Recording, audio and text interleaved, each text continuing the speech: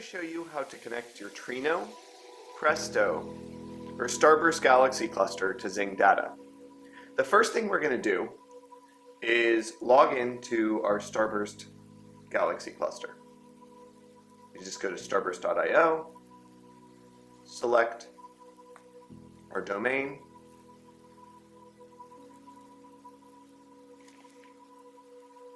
log in, and we're going to create a new user with read-only access to our cluster because we don't necessarily want to give admin access to Zing Data. It only needs read access. So we're going to go to access control and then roles and privileges. I've created this Zing Data user and given it only the privileges to select from tables and not actually to create new clusters or anything like that. You could call this role name whatever you'd like. So now we're going to go to that role, in this case Zing Data user, and as that role we're going to go to the cluster and hit Get Connection. This is going to allow us to see things like host name and other information that we need to provide Zing. So we're going to copy the host name and go log into Zing at getzingdata.com and then sign in. From this home screen, we're going to hit Setup for Trino Presto. We also could go to Data Sources and click New Data Source. So we're going to click New Data Source and go down to Trino. We're going to go over to our clusters and hit Get Connection. This is going to provide us most of the information that we need to provide to Zing. So we're going to drop in the host name, the port,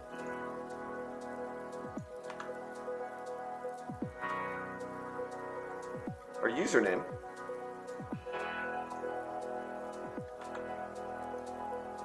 the password that we're going to use here is the same password we used to log into Starburst. And then for catalog, schema, and database name, the easiest thing for us to do is actually go over to the query editor and look at the cluster explorer. Here we see that the cluster is sample.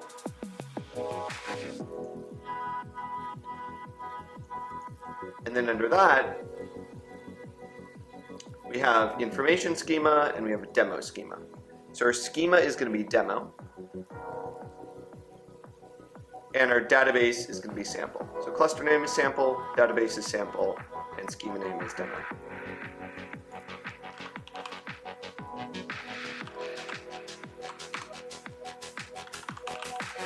And then we're going to grab our password.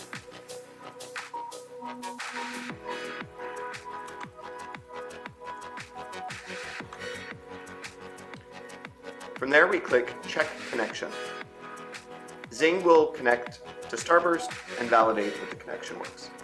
Now, if you're having any issues here, one thing to do is go click on Clusters and ensure that the status of your Starburst cluster is set to running. So we now see these two tables within our database, astronauts and missions, and we're going to hit Save.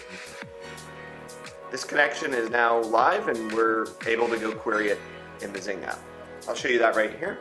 So let's say we just want to count how many missions there were. And we know that that table is called missions. So we can just search for it right there. And we're just going to do a count. Tap and hold. Go down to count of missions. And maybe we will group that by where those missions were coming from. And we can see how many missions occurred by each of these launch sites. And maybe we want to sort this high to low on the y-axis value so that we can see where the most occurred. Hopefully this gave you a sense of how to use Trino, Presto, and Starburst with Zing Data in just a couple minutes. If you have any questions, you can always email us hello@getzingdata.com.